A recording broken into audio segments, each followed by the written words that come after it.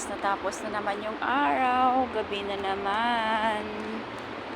Ayan.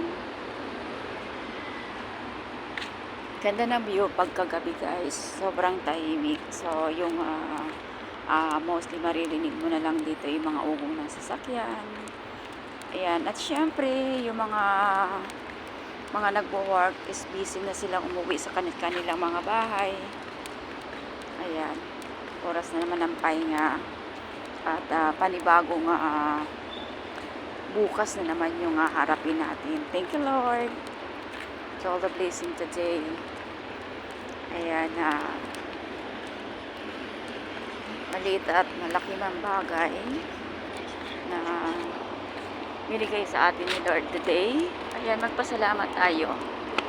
Kasi malaking bagay na rin yon na okay yung mga araw natin.